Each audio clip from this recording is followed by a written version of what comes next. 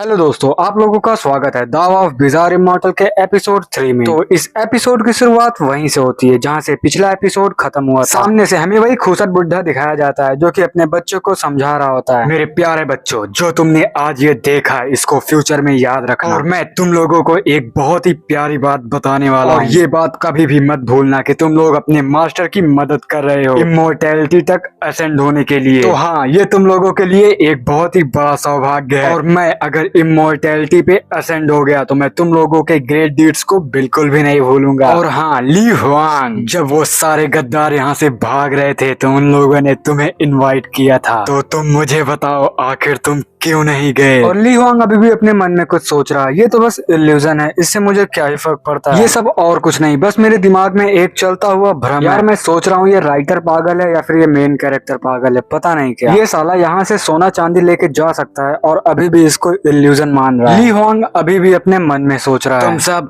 तुम सब और कुछ नहीं, बस मेरे दिमाग के भ्रम हो। तो क्यों, तो आखिर क्यों मैं तुम लोगों से डरूं। सामने से वो मास्टर ली हुआंग के सर पे हाथ रखते हुए कहता है इंटरेस्टिंग इंटरेस्टिंग, मैं देख सकता हूँ बच्चे, तुम काफी ज्यादा कमाल के बंदे हो और तुम्हारे अंदर बहुत ही ज्यादा पोटेंशियल भरा हुआ है। और हाँ, आज से मैं तुमको अपना रजिस्टर्ड डिसाइपल बनाता हूँ और तुम्हें माइंस के मटेरियल को मैनेज करना है। ली हुआंग भी अपने मन में कहता है रजिस्टर्ड डिसाइपल, ओके, लगता है मेरा प्रमोशन हो गया और मुझे मटेरियल रूम को मैनेज करना है। नहीं नहीं, आखिर मैं ये कैसे सोच सकता हूँ, इसको मेरी जरूरत बिल्कुल नहीं है, बल्कि इस समय काफी ज्यादा लोग मारे गए हैं, इसलिए इसको हेल्पर्स की जरूरत है। और ये खूसट बुढ़ा बिल्कुल भी कोई संत या महात्मा नहीं है जो मेरी मदद करेगा, इसे बस अपना काम निकालने के लिए कोई कर्मचारी चाहिए। बुढ़ा वहीं से जाते जाते भी कहता है, ओह अभी मैंने तुम्हें कुछ बताया नहीं, अब से तुम मेरे रजिस्टर्ड डिसाइपल हो तो तुम्हारा एक दाइश नाम तो होना ही चाहिए। तो आज और अभी से तुम्हारा नाम होगा ज़ुआनयांग। ली हुआंग एक खतरनाक सा स्माइल मारता है और कहता है, हाँ, अभी अभी पुराना ज़ुआनयांग मारा गया और अब मैं हूँ नया ज़ुआनयांग। बुढ़ा जाते जाते वहाँ से एक पोटली फेंकता है, ज़ुआनयांग अपने हाथ में लेते हुए कहता है, हो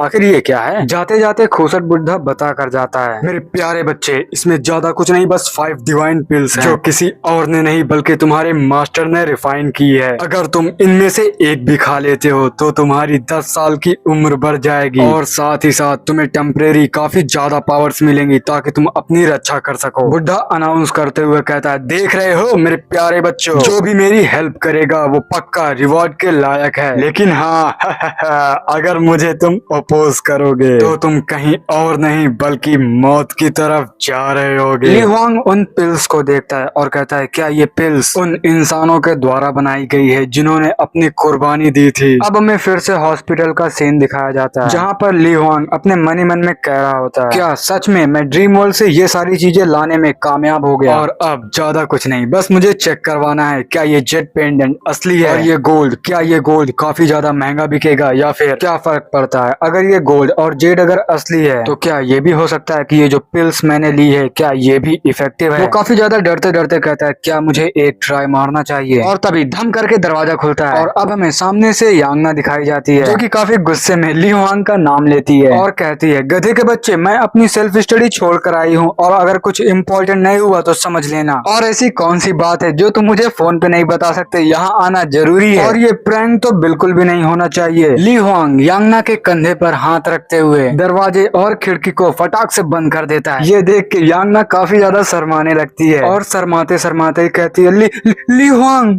आखिर तुम कर्टन्स को क्यों बंद कर रहे हो, नर्सेस हमारी आवाज सुन सकती हैं। और तभी साउंड स्पीकर से किसी की आवाज आती है, वो कहता है, कोई दिक्कत नहीं है, वो लोग तुम दोनों की आवाज बिल्कुल नहीं सुनेंगे, तुम अपना काम जारी रख सकते हो लिटिल। और तभी ली हुआंग यांगना को कुछ पकड़ा देता है और स्पीकर की तरफ खड़े होकर चिल्लाता है, गर्ल्स, क्या तुम लोग कुछ ज्यादा ही गॉसिप नहीं करने लगी हो, तुम लोगों को तो आईसीयू पेशेंट्स का ख्याल रखना चाहिए और हम दोनों के स्वीट मोमेंट्स को खराब मत करो। यांगना उस जेट पेंडेंट को अपने हाथ में करती है और कहती है, ये क्या है। और तभी ली हुआंग काफी ज्यादा धीमी आवाज में कहता है, साउंड मत करो, वो लोग हमारी आवाज सुन सकते हैं। और अब ली हुआंग यांगना को कुछ बहुत ही ज्यादा इम्पोर्टेंट बात बताता है जो कि हमें अभी नहीं बताया जाता, हो सकता है आगे चल के बताया जाए। और अब कुछ दिन बीत जाते हैं। ली हुआंग अपने मन ही मन में कहता है, सभी लोग, यहाँ तक कि मेरे पेरेंट्स भी मेरी बात का विश्वास बिल्कुल भी नहीं करेंगे। सभी लोग सोचते हैं मैं तो बस एक पागल हूँ। क्या मैं सच में पागल हूँ? मेरे पास ऐसा कोई नहीं है जिसका मैं विश्वास विश्वास कर सकूं।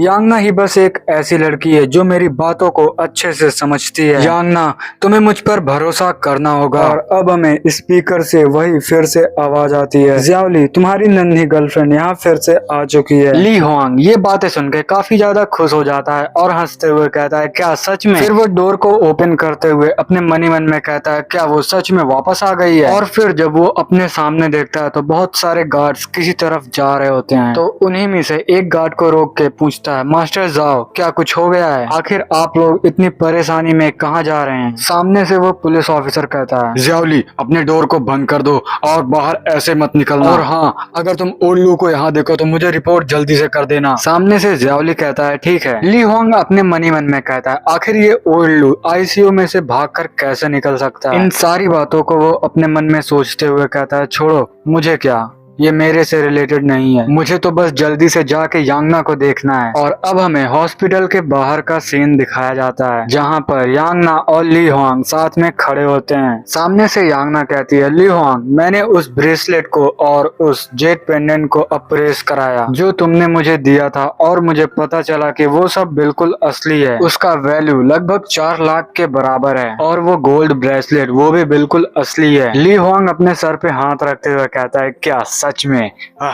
जैसा कि मैंने सोचा था। वो काफी ज्यादा खुश होकर यांगना को अपने गोद में उठा के घुमाने लगता है और पागलों की तरह चिल्लाते हुए कहता है, मैंने कहा था मैं बिल्कुल भी पागल नहीं हूँ। और हमें यांगना वही सफेद बालों वाली लड़की की तरह कुछ कुछ दिखने लगती है। ली हुआंग ये सारी बातें सोच के काफी ज्यादा हंसने लगता है, कहता है, लगता है मेरी एबिलिटी काफी ज्यादा अच्छी है और मुझे इसे सबसे छुपा कर रखनी होगी। ली हुआंग काफी ज्यादा खुश होकर कहता है, यांगना, तुम्हें चिंता करने की बिल्कुल भी जरूरत नहीं है, तुम बहुत जल्द एक लिटिल रिच लेडी बनने वाली हो। यांगना भी बड़े प्यार से उसको एक घूंसा देते हुए कहती है, ज्यादा बकवास मत करो, ठीक है तुम? ली हुआंग, क्या तुम्हें पता है मुझे पैसा, सोना चांदी कुछ भी नहीं चाहिए, और अगर मैं इन सारी चीजों को तुम्हारे हेल्थ से कंपेयर करूं तो तुम्हारा हेल्थ मेरे लिए ज्यादा इम्पोर्टेंट है। क्या तुम मुझसे प्रॉमिस कर सकते हो तुम अपना ट्रीटमेंट कभी भी नहीं छोड़ोगे और टाइम टू टाइम मेडिसिन और दवा लेते रहोगे? अगर तुमने ऐसा नहीं किया तो मैं आज के बाद तुम्हारी मदद बिल्कुल भी नहीं करूंगी। ली हुआंग काफी ज्यादा शांत होकर यांगना को देखता है और कहता है, ठीक है, मैं तुमसे प्रॉमिस करता हूँ। और तभी हमें एक बूढ़ा आदमी दिखाया जाता है जो कि उन दोनों के पीछे काल बन के खड़ा हुआ है। वो बुढ़ा यांगना को पकड़ के नीचे गिरा देता है और उसको मारने की कोशिश करता है। ली हुआंग काफी ज्यादा डर जाता है और चिल्ला के कहता है, ओ लियो, उसको छोड़ दो, वो मेरी गर्लफ्रेंड है, प्लीज उसे छोड़ दो। ओ लियो वहीं आसपास से एक पत्थर उठा के ली हुआंग को खींच के मारता है और ली हुआंग का सर वहीं फट जाता है। यांगना काफी ज्यादा डरते हुए चिल्ला के कहती है, ली हुआंग, ली हुआंग। ली हुआंग बहुत ही ज्यादा बेबस होकर यांगना को ही पुकार रहा होता है और अब उसे इल्यूजन वाले मास्टर की बात याद आती है। इस पिल को खाने के बाद न ही तुम्हारी 10 साल की उम्र बढ़ेगी बल्कि तुम्हें टेम्परेरी काफी ज्यादा पावर्स मिलेंगी, जिससे तुम न ही अपनी बल्कि जिससे तुम सबसे ज्यादा प्यार करते हो तुम उसकी प्रोटेक्शन कर सकते हो। यांगना काफी ज्यादा रोते हुए कहती है, ली हुआंग, आखिर तुम्हारे साथ क्या गलत है? और अब हमें यांगना की आंखों में दिखाया जाता है वो उस पिल को खा लेता है और अब हमें ली हुआंग का बैडेस्ट रूप दिखाया जाता है। भाई क्या कमाल का फाइनल है। ओल्लू जब अपने साइड में देखता है कहता है, ये क्या है? वो ये बातें बोल ही रहा होता है तब तक ली हुआंग उसके सर पे अपना हाथ रख के उसे वहीं पटक देता है और वो इतना ज्यादा ब्रूटली उसे मारता है कि उसका सर वहीं फट जाता है और अपने बेयर हैंड से ही उसकी स्किन को वहीं फाड़ डालता है और काफी ज्यादा गुस्से में कहता है, खूसट बुड्ढे, मैंने तुम्हें कहा था रुक जाओ, क्या तुम्हें मेरी आवाज नहीं सुनाई दी? और अब हमें कोई जंजीरों में बंधा हुआ दिखाया जाता है जो कि कह रहा होता है, छोड़ दो मुझे, तुम लोग आखिर मुझे क्यों बंद करके रखे हो? और हमें पता चलता है ये और कोई नहीं बल्कि हमारा मेन कैरेक्टर है जो कि चिल्ला रहा है और किसी को बता रहा है, मैंने तो ये बस यांगना को प्रोटेक्ट करने के लिए किया और इसमें उस खूसट बुड्ढे की गलती है, उसने पहले यांगना पे अटैक किया। डॉक्टर ली अपने चश्मे को ऊपर करते हुए कहता है, अच्छा तो तुमने काउंटर स्किल दिखाया है? ज़ियाओली मुझे सही सही बताओ, आखिर तुम्हारे पास इतनी खतरनाक शक्तियाँ कहाँ से आई और आखिर तुमने उसे इतना ज्यादा बैडली हर्ट कैसे कर दिया? और तुम्हें ये बात तो पता ही होगी कोई ऑर्डिनरी लड़का ऐसा बिल्कुल भी नहीं कर सकता। ज़ियाओली काफी ज्यादा हिचकिचाता है, कहता है क्या अब क्या कहना चाहते हैं? डॉक्टर ली काफी ज्यादा गुस्से में कहता है, जो भी कहना सोच समझ कर कहना। मुझे उन पेशेंट से सबसे ज्यादा नफरत है जो मुझसे झूठ बोलते हैं। जियाउली अपने मनी मन में कहता है, आखिर अब मैं क्या करूं? अगर मैंने इनको पिल्स के बारे में बता दिया तो इन लोगों को सब पता चल जाएगा। अगर ऐसी नौबत आ ही गई है तो मेरे पास बस एक ही चारा है, मुझे सो जाना होगा। डॉक्टर ली चिल्लाते हुए कहता है, जियाउली जियाउली क्या तुम मेरी बातें सुन रहे हो? क्या क्या क्या तुम सो रहे हो? और जब वो अपनी आंखें खोलता है तो वो सीधे ड्रीम वर्ल्ड में वापस आ जाता है और अपने मनी मन में कहता है, कोई भी दिक्कत हो बस सो जाओ, ये मेरा सबसे अच्छा एस्केप करने का तरीका है। अब हमें उस सेट को दिखाया जाता है जहाँ पर ये काम करते हैं और उस सेट में 3 सेंट रहते हैं जो कि इन यांग प्रोविंस के सबसे खतरनाक बंदे हैं और ये तीनों सेंट काफी ज्यादा ताकतवर हैं, इनके सामने कोई भी टिक नहीं सकता। ली हुआंग का मास्टर किसी को आवाज लगाते हुए कहता है, जुआन यांग ने अभी किंगफिंग सेक्ट को ज्वाइन किया है और ऐसी बहुत सारी चीजें हैं जो कि इसको नहीं पता है, तो इसके सीनियर ब्रदर होने के नाते तुम्हें इसे बहुत सारी चीजें बतानी पड़ेंगी। जुआन यांग सामने से रिस्पेक्ट देते हुए कहता है, यस मास्टर, मैं इसे अच्छे से समझा दूंगा। मास्टर कहता है, ठीक है जल्दी से जाओ और कुछ खा लो, बहुत ज्यादा टाइम हो गया है। और ली हुआंग का सीनियर ब्रदर उसको एक काफी ज्यादा तिरछी नजर से देखता है तो ली हुआंग अपने मन में कहता है, आखिर ये मुझे ऐसे क्यों देख रहा है? क्या ये मुझे खा जाएगा? हाँ, इसे बिल्कुल भी नहीं पता आखिर ये पंगा किससे लेना चाहता है। और अब हमें बताया जाता है जुआन यांग भी एक रजिस्टर्ड डिसाइपल है जो कि ली हुआंग को समझाते हुए कहता है, जो अभी तुम्हें तिरछी नजर से देख रहा था और मास्टर के सबसे करीब बैठा था वो हमारे सबसे सीनियर ब्रदर हैं जिनका नाम है झेंग कुन। जब से हमारे ब्रदर झेंग कान और झेन झेन ने मास्टर को धोखा दिया तभी से सीनियर ब्रदर झेंग कुन उनके सबसे ज्यादा करीब डिसाइपल हैं और अब जब से तुम उन्हें देखना तो उनको रिस्पेक्ट देना बिल्कुल भी मत भूलना। और हाँ, वो काफी ज्यादा बेकार इंसान है और काफी ज्यादा हरामी है, तो उससे फाइट लेने का तो बिल्कुल भी मत सोचना। ली हुआंग बेरुख अंदाज में कहता है, सीनियर ब्रदर जुआन यांग, मैं तो अभी अभी मास्टर का डिसाइपल बना हूँ तो मुझे बिल्कुल भी नहीं पता आखिर मुझे करना क्या है, तो क्या आप मुझे कुछ समझा सकते हैं? जुआन यांग काफी इम्पोर्टेंट बात बताते हुए कहता है, इसमें कोई दो राय नहीं कि मास्टर ने तुम्हें अपना रजिस्टर्ड डिसाइपल बनाया है और तुम्हें मटेरियल मैनेज वाला रूम को सौंप दिया है, लेकिन अगर तुम्हें मास्टर से कुछ सीखना है तो तुम अभी भी काफी ज्यादा दूर हो। ली हुआंग काफी ज्यादा शौक होकर कहता,